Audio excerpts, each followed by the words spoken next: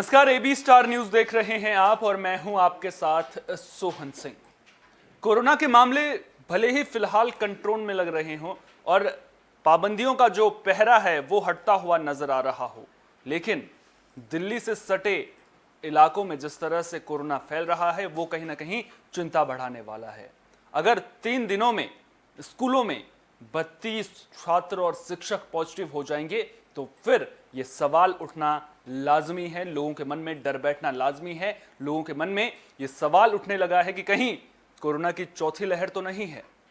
और जिस तरह से बच्चों के बीच में कोरोना पांव पसार रहा है उसके बाद चिंताएं और भी ज्यादा बढ़ती हुई नजर आ रही हैं। सवाल ये कि क्या एक बार फिर से जो दौर हमने पहले देखा था, जिस तरह से स्कूल बंद नजर आए थे, क्या एक बार फिर से स्कूल बंद होने वाले हैं? क्योंकि नोएडा और गाजियाबाद के स्कूलों में लगातार बच्चों और शिक्षकों के पॉजिटिव होने के मामले सामने आ रहे हैं। 3 दिनों में 32 मामले सामने आ चुके हैं। हालात चिंताजनक जरूर हैं, लेकिन क्या बेकाबू हो गए हैं हम ये नहीं कह सकते हैं, क्योंकि हालात अभी कंट्रोल में हैं। और इसका जो तस्वीर है वो इस तरह से भी हम समझ सकते हैं कि पाबंदियों का पहरा हटा दिया गया है, लेकिन हम देख रहे हैं कि अभी भी भीड़भाड़ वाले इलाकों में लोग मास्क नहीं पहन रहे हैं। कोरोना गाइडलाइंस जो पहले लागू की गई थी उनका पालन करते हुए लोग नजर नहीं आ रहे हैं। विशेषज्ञ अभी भी कह रहे हैं कि अगर आप भीड़भाड़ वाले इलाकों में जा रहे हैं तो आप मास्क पहनिए और जो कोरोना गाइडलाइंस हैं उनका पालन कीजिए, लेकिन लोग लापरवाह होते हुए नजर आ रहे हैं। वो भी उस वक्त जब चीन में, संघाई में लॉकडाउन में जिंदगी लोग बिताने को मजबूर हैं। करोड़ों जिंदगियां घरों में कैद हो रखी हैं। लोगों के सामने खाने का तक संकट पैदा हो गया है। ड्रोन के जरिए चीन लोगों को चेतावनी दे रहा है कि आप बालकनी पर आकर प्रदर्शन मत कीजिए। सबसे पहले आपको नोएडा और गाजियाबाद के स्कूलों में किस तरह के हालात हैं वो बड़ी खबर के जरिए बता देते हैं। तो दिल्ली एनसीआर में कोरोना के मामले लगातार सामने आ रहे हैं। फिर से कोरोना के संक्रमण का खतरा बढ़ने लगा है और लगातार अब कोरोना के मामले स्कूलों से सामने आ रहे हैं। नोएडा, गाजियाबाद के स्कूलों में कोरोना का अटैक देखने को मिल रहा है। लगातार मामले सामने आ रहे हैं और पिछले 3 दिनों में 32 बच्चे और शिक्षक संक्रमित पाए गए हैं। नोएडा के 5 स्कूलों में 8 बच्चे कोरोना पॉजिटिव पाए गए हैं। इसके अलावा गाजियाबाद में 2 छात्र और 1 शिक्षक कोविड पॉजिटिव मिला है।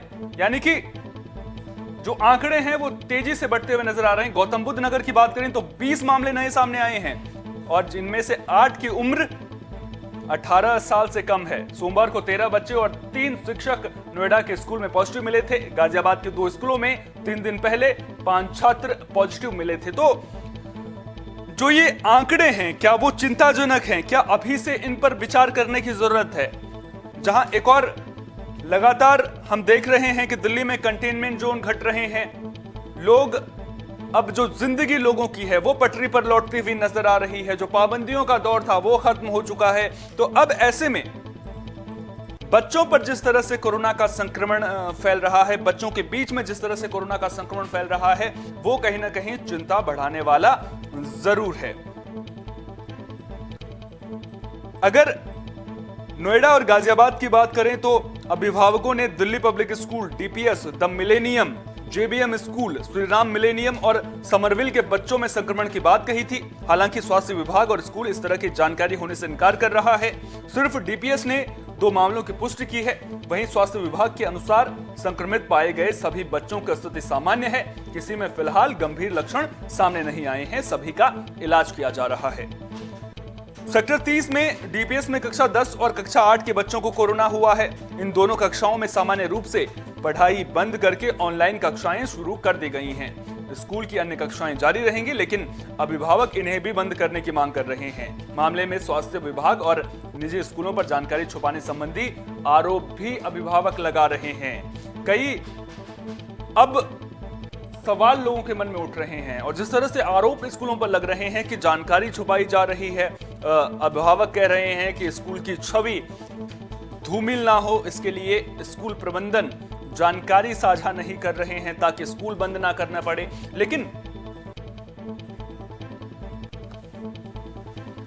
लेकिन अगर इस तरह से मामले सामने आएंगे तो फिर परेशानी बढ़ना लाजमी है। 3 दिनों में 32 मामले अपने आप में चौंकाने वाले हैं, अपने आप में ये गंभीर है। और सबसे राहत की बात यह है कि अभी कोई खतरनाक लक्षण अभी नहीं दिखा है, यानी कि कोई गंभीर परेशानी सामने नहीं आई। और जिस तरह से वैक्सीनेशन अभियान भारत ने चलाया है, जिस तरह से वैक्सीनेशन जोरों शोरों से चला है, उसके बाद उसका असर कहीं ना कहीं देखने को मिला है। क्योंकि जब आप वैक्सीन लगवा लेते हैं तो फिर शरीर में प्रतिरोधक क्षमता रहती है और उसका असर भी कहीं ना कहीं अब देखने को मिल रहा है। जो मृत्यु दर है उसमें गिरावट लगातार देखने को मिल रही है। लेकिन जो पाबंदियों के पहरे की बात मैं लगातार कर रहा हूं, क्या पाबंदियों के पहरे को हटा देने का ये मतलब है कि कोरोना पूरी तरह से खत्म हो गया है? अगर आप लोग ये समझ रहे हैं तो आप बिल्कुल गलत हैं। क्योंकि अभी भी भीड़भाड़ वाले इलाकों में अगर आप लोग जा रहे हैं तो फिर मास्क जरूर पहनिए, सैनिटाइजर का इस्तेमाल कीजिए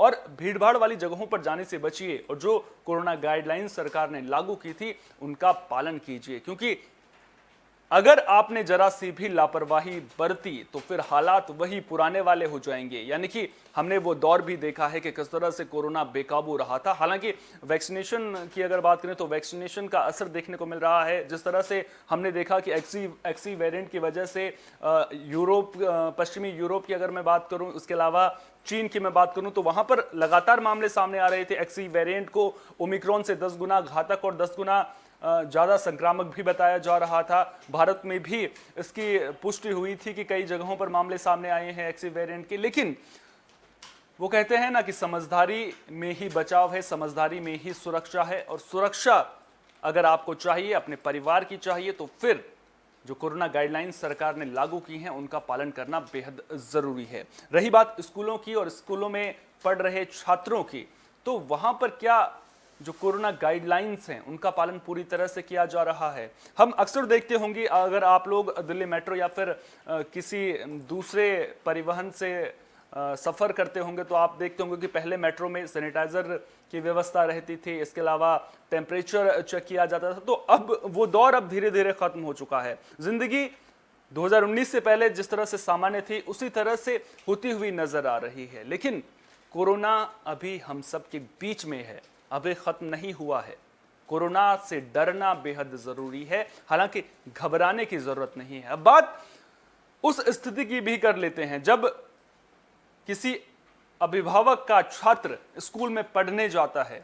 स्कूल में जब पढ़ते वक्त वो छात्र कोरोना पॉजिटिव मिलता है, उसके बाद अभिभावकों के मन में क्या चल रहा होता है, उसके बाद उस बच्चे की मनोस्थिति कैसी होती होगी, तो उस पर कंट्रोल करना भी बेहद जरूरी है। क्योंकि सारा खेल इस दिमाग का ही है। अगर हमने दिमाग में डर बिठा लिया तो फिर कहीं ना कहीं इससे उबरना मुश्किल हो जाएगा।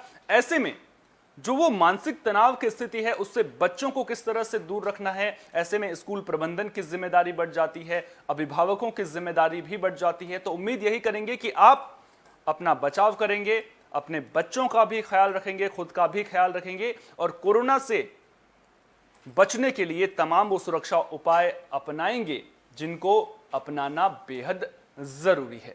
फिलहाल के लिए बड़ी खबर में इतना ही। देश दुनिया की तमाम अहम खबरों के लिए आप बने रहिए AB स्टार न्यूज के साथ, क्योंकि यहां पर खबरों का सिलसिला कभी नहीं थमता।